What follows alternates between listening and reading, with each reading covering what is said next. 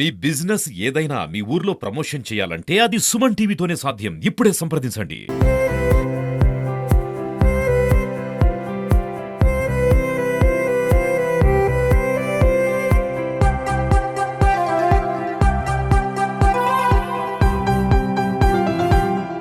ఉన్నత చదువులు చదివిన కృష్ణారెడ్డి తమ గ్రామంలోని పురాతన ఆలయాన్ని తన నివాస గృహంగా మార్చుకున్నాడు. ఈ ఆలయాన్ని సంరక్షించడంతో పాటు ఇక్కడ ఫంక్షన్ హాల్ ఏర్పాటు చేసి గ్రామస్తులందరికీ ఉపయోగపడాలనేదే తన లక్ష్యంగా శ్రమిస్తున్నాడు. గత 6 నెలలుగా రోజు శ్రమిస్తూ ఒంటరిగా ఈ ఆలయాన్ని పూర్తిగా ప్రస్తుతం ఒక రూపు తెచ్చిన పరిస్థితి. ప్రస్తుతం మనం ఈ ఆలయంలో కూడా ఉన్నాం. ఈ ఆలయంలో చూడొచ్చు, ఒకప్పుడు మొత్తం ముళ్ళ కంచెలతో ఉన్న ఈ ఆలయాన్ని ఒంటరిగా గత సంవత్సర కాలంగా ఈ మొత్తం కూడా తన ఒంటరిగా చెట్లు నాకివేయడంతో పాటు మొత్తంగా ఇక్కడ మొత్తంగా గ్రీనరీ ఏర్పాటు చేసి మొత్తంగా ఈ ఆలయాన్ని మాత్రం ఒక కొలికి తెచ్చిన పరిస్థితి ఉంది. ఆ ఆలయం ప్రస్తుతం మనం చూస్తున్న ఈ ఆలయమే ఇక్కడ దోసపాడు, పెన్పాడు మండలంలో దోసపాడు గ్రామంలో గల పురాతన శివాలయం. అయితే ఈ శివాలయంలో 1000 ఏళ్ల చరిత్ర నాటి ఈ శివాలయాన్ని ఎప్పుడు ఎవరు కూడా పట్టించుకున్న పరిస్థితి లేదు. అయితే ఈ శివాలయాన్ని ఇక్కడ దైవత్వంతో ఒక ఫంక్షన్ హాల్ నిర్మించాలనేదే ఈయన కృష్ణారెడ్డి ఒక లక్ష్యంగా అయితే పెట్టుకుంటూ శ్రమిస్తూ ఉన్న పరిస్థితి.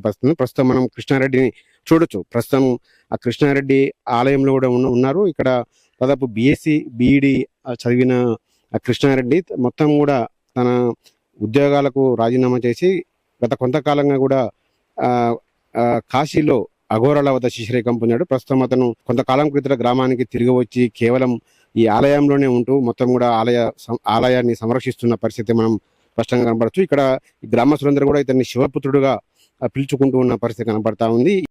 ఈ ఆలయ అభివృద్ధికి అయితే అహర్నిశలు శ్రమిస్తున్నాడు. ఈ ఆలయంలో అభివృద్ధితో పాటు ఆలయాన్ని ఫంక్షన్ హాల్ గా నిర్మించడమే తన జీవిత లక్ష్యమని కూడా ఆయన చెబుతూ ఉన్న పరిస్థితి కనబడతా ఉంది. ఇక్కడ కేవలం దైవత్వమే మాత్రం కాదు, ఆహ్లాదకరమైన వాతావరణం ఉన్నప్పుడే మనిషికి అన్ని విధాలుగా ఆరోగ్యం ఉంటుందనేది ఆయన భావనగా చెప్తుంది. ప్రస్తుతం మనతో పాటు కృష్ణారెడ్డి ఉన్నాడు. కృష్ణారెడ్డిని అడిగి అసలు తెలుసుకుందాం. కృష్ణారెడ్డి గారు, ఎంతకాలం అయింది ఇక్కడికి వచ్చినప్పుడు మీరు ఎలా ఉండేది ఇక్కడ ఈ ఆలయ పరిస్థితి? ఈ ఆలయం పరిస్థితి మొత్తం సర్కార్ చెట్లు పడబడ్డట్టుంది. ఇక దాన్ని డెవలప్మెంట్ చేసాం. ఎటువంటి పరిస్థితి ఉండేది ఫస్ట్? అంటే చెట్లు ఎంత పెద్ద చెట్లు ఉండేది, ఇట్లా ఇది ఒంటరిగా ఎలా చేశారు? చెట్లు మొత్తం సర్కార్ చెట్లతో నిండి ఉన్నది. మొత్తం ఒక అడవి లెక్క ఉంది. ఈ గుడి తీసుకుంటే మొత్తం అంతా మొత్తం మట్టి గబ్బు వాసన వచ్చేది. మొత్తం దీంట్లోకి రావాలన్నా మొత్తం వాసన వచ్చేది, గబ్బు వాసన వచ్చేది. వచ్చే పరిస్థితి, వచ్చి కూర్చునే పరిస్థితి కూడా ఉండకపోయేది అప్పుడు. అయితే దాన్ని నేను ఈ రకంగా తీర్చిదిద్దిన. అంటే BSc BEd చేసి ఉద్యోగాలు చేయాలనేది మీలాంటి వయసులో ఉన్న వ్యక్తి ఆలోచన. మీరు ఇక్కడ దీన్ని ఫంక్షన్ హాల్ గా నిర్మించాలనే అసలు లక్ష్యం ఎందుకు పెట్టుకున్నారు? ఫంక్షన్ హాల్ గా దాన్ని ఎందుకంటే మొత్తం భారతదేశంలో ఈ వెనకటి అన్ని మనం నమ్ముకోవటం వల్ల, ఈ మూర్ఖంగా నమ్ముకోవటం వల్ల ఇప్పుడు ప్రపంచం మొత్తం మీద తీసుకుంటే కూడా ఈ సైన్స్ కోణం నుండి సైన్స్ తెలితోటి ఒక శాస్త్రవేత్త లెక్క ఉండాలనేది ఆ ఉద్దేశంతో నేను దీన్ని ఫంక్షన్ హాల్ ఈ టైప్ లో చేయాలనుకుంటున్నా.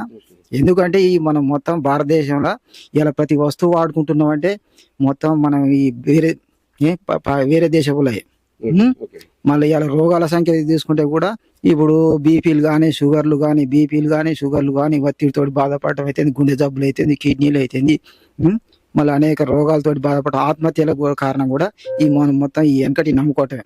విష్ణు ఒక జన్మల రామన్ అవతారం, ఒక జన్మల వెంకటేశ్వర్ల స్వామి అవతారం, ఈ జన్మలు ఆ జన్మలు అమ్ముకుంటా శాంతి కొరకు హోమాలు వ్రతాలు పూజలు చేయటం, దేవుళ్ళ కాళ్ళు మొక్కటం. మనిషి మీరు BSc BEd చదివిన మీరు ఏమైనా చదివే విషయంలో ఏమైనా ఒత్తిడికి గురయ్యారు అప్పట్లో? ఒత్తిడికి గురైనప్పుడు అందరు దాదాపు ఒత్తిడికి ఎంతో మంది గురైతున్నట్టు నేను ఒత్తిడికి గురైనా 2 సార్లు ఆత్మహత్య చేసుకుంటే ప్రయత్నించిన, బతికిన. మరి ఆత్మహత్య చేసుకునే కారణం కూడా ఇదే. ఏంటంటే విష్ణు ఒక జన్మల రామావతారం, ఒక జన్మల వెంకటేశ్వర స్వామి అవతారం అని ఈ నమ్ముకొని నాకు ఈ జన్మలో అయితే ఇక ఈ కష్టాలు ఉంటాయి, ఇక వచ్చే జన్మలో పుడితే ఇక మంచిగా ఉంటా, ఈ జన్మలో నాకు ఇబ్బందులు ఉన్నాయి, ఇక నీకు ఇప్పుడు చచ్చింది అనుకో, చస్తే మళ్ళీ ఈ వచ్చే జన్మలో పుడతా, మళ్ళీ ఇక మంచిగా ఉంటా ఇక అని నేను 2 సార్లు ఆత్మహత్య చేసుకునే ప్రయత్నించి చచ్చేటువంటి బతికిన. ఇక ఆ ప్రయత్నం ఆత్మహత్య చేసుకోవడానికి కారణం కూడా ఇవన్నీ. మొత్తం ఈ భారతదేశం నేను ఒక్కనే కాదు, ఇదే మొత్తం భారతదేశంలో ఆత్మహత్యల కారణం ఇదే. మన ఇదే ఈ మూఢనమ్మకాలే. మనుషులు సైన్స్ కోణం ఎంతో మంది అలా ఆత్మహత్యలు చేసుకొని చస్తుండ్రు. కారణం ఇదే. దైవాన్ని నమ్ముకోవద్దు, సైన్స్ నమ్ముకోవాలని అంటారు. సైన్స్ కోణాలు ఉండాలి, సైన్స్ తెలియదు ఉండాలి, శాస్త్రవేత్తలకు ఉండాలి. మనకు అదే ఉత్తమం. అదే మనకు ఇక అదే మనకు గతి. ఇక్కడ మీరు ఎక్కువ ఇక్కడ గడపడానికి కారణం ఏంది సార్? ఏకాంతం కూడా అవసరమే. జనాలలో గడిపేటప్పుడు జనాలలో గడపాలి, ఇక మళ్ళీ ప్రశాంతంగా ఉండాలని కూడా ప్రశాంతంగా గడుపుతుండాలి. అట్లా దీన్ని ఏ విధంగా డెవలప్ చేయాలనేది మీ లక్ష్యంగా పెట్టుకున్నారు? ఫంక్షనల్ టైపే, ఫంక్షనల్ టైప్ చేయాలి. ఫంక్షనల్ టైప్ చేస్తే కొత్త మనం మన తిండే మనకు దైవంతో సమానం. మనకు దేనితోటి బలం వస్తుంది? తినటం తాగటం ద్వారానే బలం వస్తుంది. మనం దాన్నే కొలుసుకోవాలి. ఇప్పుడు ఈ మనకు తినటం అనేది తాగటం, ఇప్పుడు ఉదాహరణకు మనం ఈ ప్రాణవాయు గాలిని పీల్చుకోకపోతే ఎంతసేపు బతకగలుగుతాం? గాలిని పీల్చుకోకుంటే ఒక్క 5 నిమిషాలు 3 నిమిషాలు బతకగలుగుతావా? బతకలేం. అది దైవంతో సమానం. దేవుని గాలిని కొలవాలి. నీరు తాగకపోతే కనీసం కొన్ని గంటల వరకు నీరు తాగకపోతే మనం బతకలేం, సస్తాం. ఇక అది దైవం. మళ్ళీ తింటాం అంటే వాయు పదార్థాలు ద్రవ పదార్థాలు ఘన పదార్థాలు మనం తీసుకుంటాం. వాటి ద్వారానే మనకు బలం వస్తుంది. కాబట్టి వాటినే మనం దైవంగా కొలుచుకోవాలి. సైన్స్ ప్రకారం కూడా అయ్యే మనకు దేవులతో సమానం. కాబట్టి వాటినే కొలవాలి. ఆ సైన్స్ కోణాలు ఉండాలి, సైన్స్ తెలివితోటి ఉండాలి, శాస్త్రవేత్త లెక్క ఉండాలి. ఇట్లా ఈ నమ్మకం, ఈ ఇట్లా ఉండొద్దు, మూఢనమ్మకాలతోటి ఉండొద్దు, ఆ తెలివితోటి ఉండాలి. ఆ ఉద్దేశంతో ఈ ఫంక్షన్ హాల్ టైప్ చేయాలనేది నాకు లక్ష్యం ఉంది.